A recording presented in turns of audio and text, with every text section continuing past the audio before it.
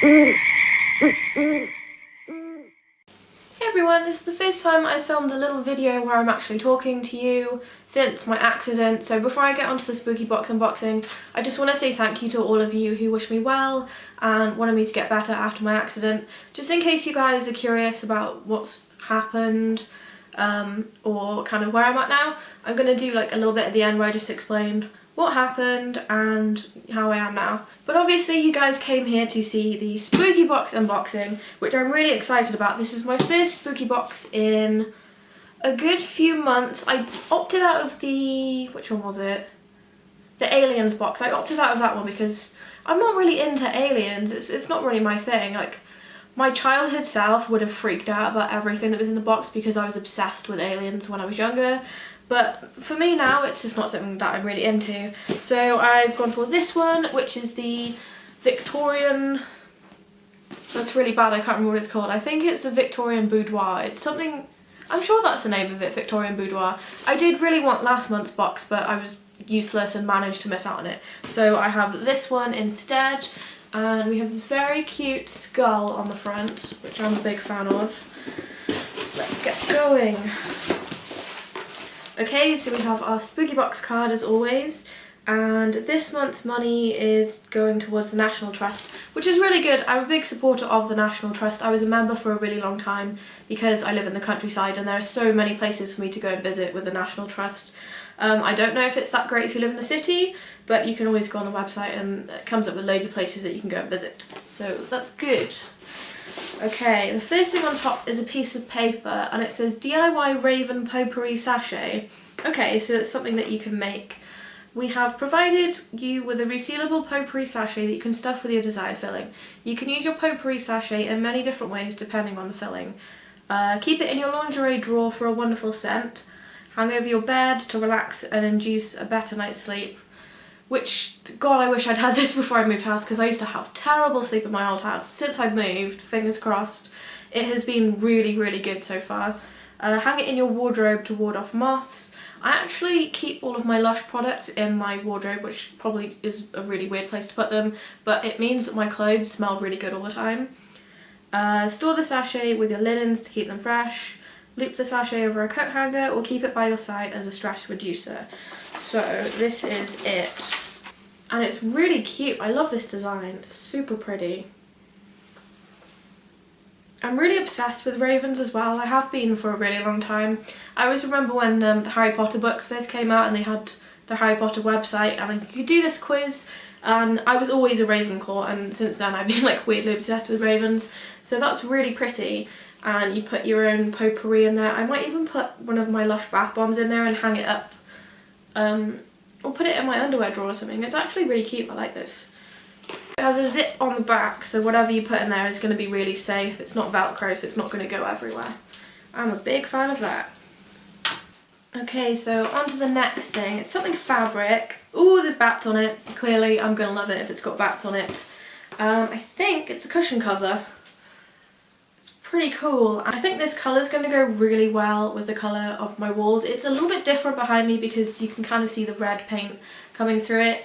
I didn't get around to doing a second coat on my walls because, you know, fucked up my arm and couldn't paint for ages, so I need to get around and do that. But this is really pretty. I like that it's a smaller one as well because I've already got two cushion covers from Spooky Box, the Ouija ones, which I love, and they're really big. So it's nice that we can have a small one and maybe put it on the bed or somewhere like that. I love that. It's really nice. They always have really nice printed things that come from a Spooky Box Club, like the bags that they make and the cushion covers are all really nice. Next we have two cards. One of them is just this plain, quite a contemporary design, which, yeah, they're shaped like coffins, but you wouldn't really know unless you looked at them. And it just says Memento Mori on it, which honestly, I don't know what that means, but I'm going to look it up. I have heard it mentioned a lot, but I don't actually know what it means. And then there's this one, which is really, really nice. And it's kind of like a Ouija-inspired design with a skull on it as well. And it says, "Is there anybody here? Make your presence known." I've got loads and loads of picture frames to stick all over my walls. I think I've actually got one. There we go, that's the one that I've got at the moment. And I didn't really know what to put in it, so I have this card. It was the first card that I ever bought Mikey. and I mean it's just kind of weird looking, so I put that in there. But I think this is going to look really nice in the frame.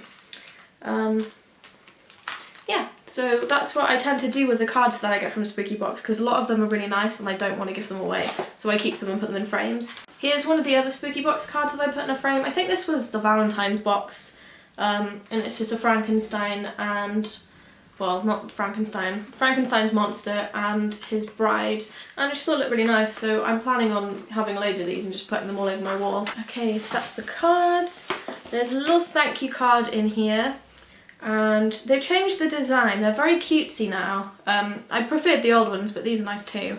But they've actually got some little writing area on the back, so you could use this and give it away to someone if you wanted to write something on it. Next we have something in a little baggie. I think these are hair bobbles.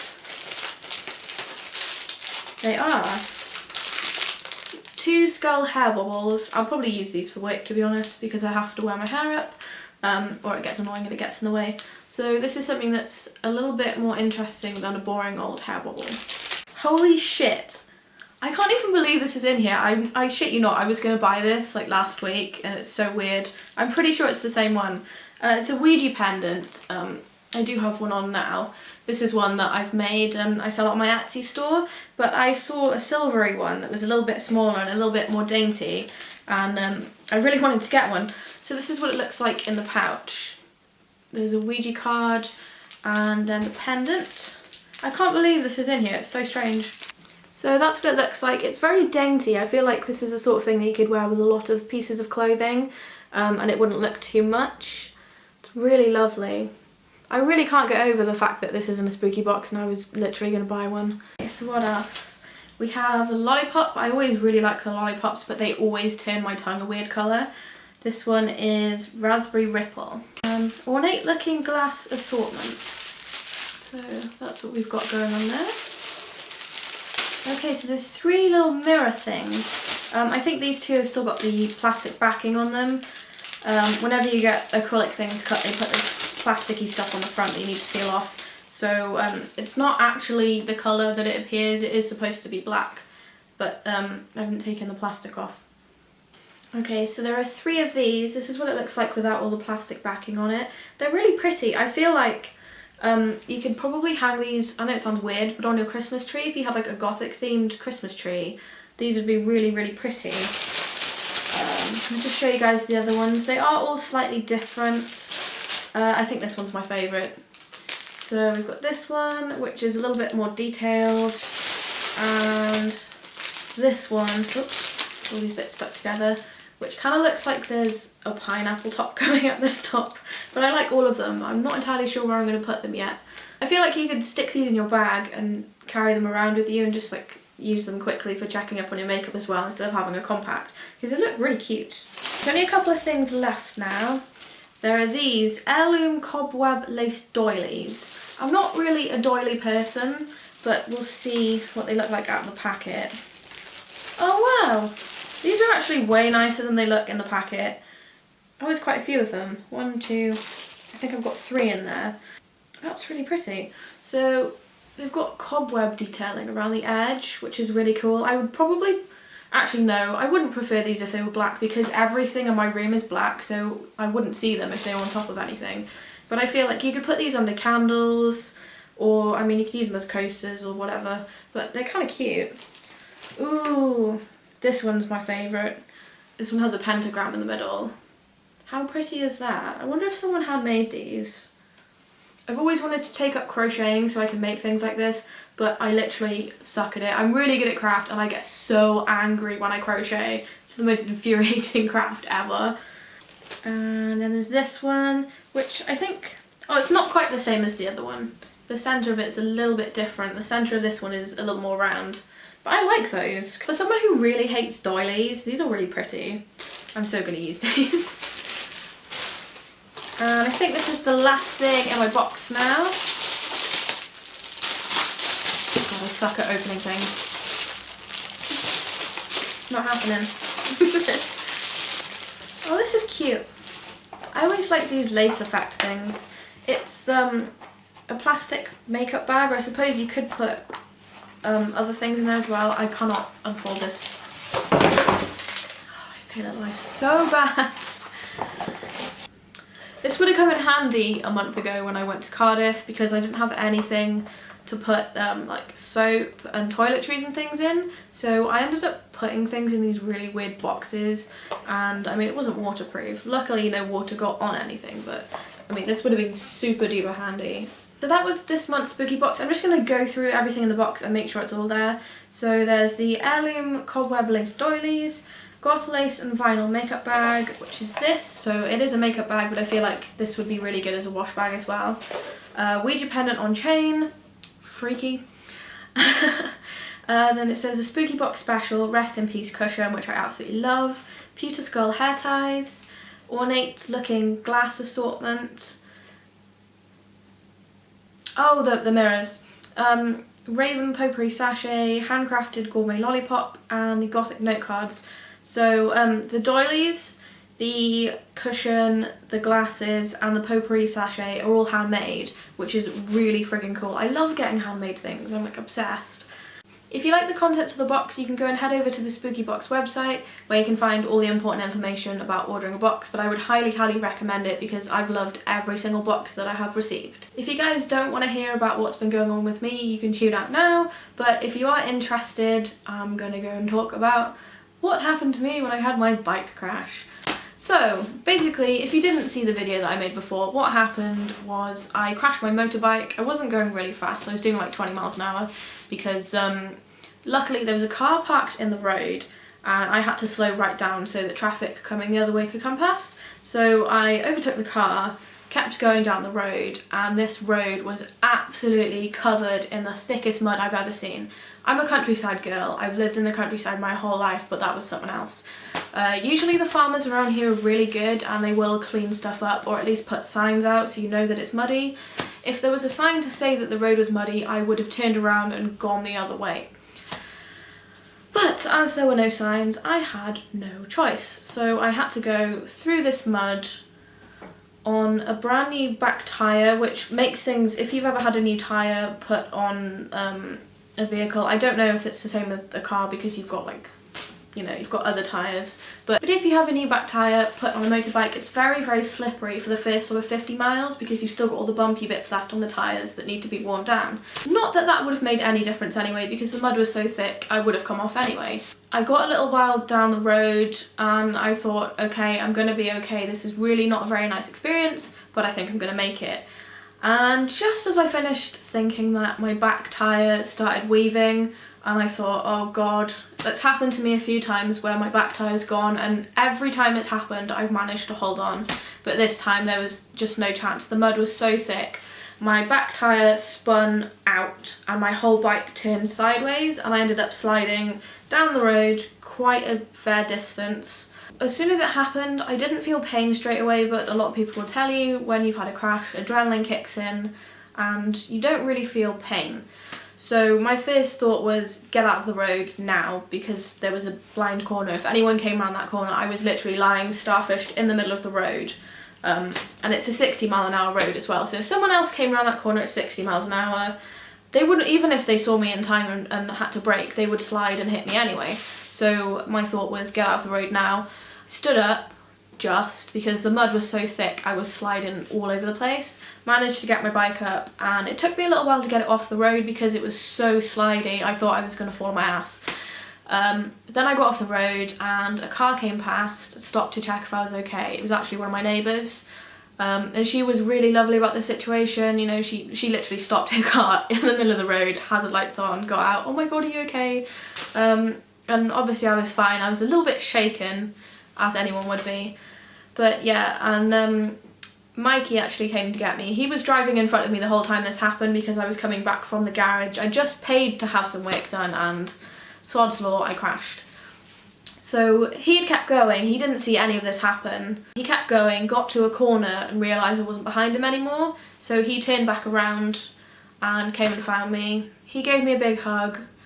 I cried a little bit, I'm not gonna lie. It was more of like a shock thing because I don't ever cry and I still didn't feel pain at that time, but I think I'd seen the skid marks all the way down the road where I'd slid and I just had like a little bit of a panic, cried like 2 tears and then I was fine again. And then the pain kicked in. was kind of weird. It was a really weird sensation. Basically, the way I landed was my arm was up here and I landed on my arm and my shoulder got shunted backwards. So it just felt numb at first, and then the pain started to kick in and my arm felt really, really bad. So after coming off, we went to my mum. She gave me a quick check over because she's a nurse, and it was pretty obvious nothing was broken. Like, I could move my arm around fine. It was really painful, and it was especially, I couldn't touch it. It was that painful. Swelling was really, really bad. I had such a fat arm. So yeah, for the rest of the night I was just in pain. I didn't go to hospital or the doctors or anything. I probably should have done. But yeah, I just dealt with the pain. Didn't really sleep well for about a week because I couldn't lie in my normal position. I couldn't put any weight on my arm. I couldn't even, nothing could touch my arm. I couldn't put like a jacket on just because it was so painful.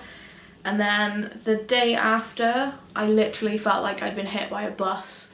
I tried to get out of bed and it was such a struggle to get out of bed because it felt like someone had punched me in the ribs. I think it must have been all the muscular pain because I didn't, well, I mean, I landed on my side, but I didn't do any damage to my ribs, if that makes sense. So yeah, it was all muscle pains. So my neck, my ribs and the whole of my arm were really, really bad.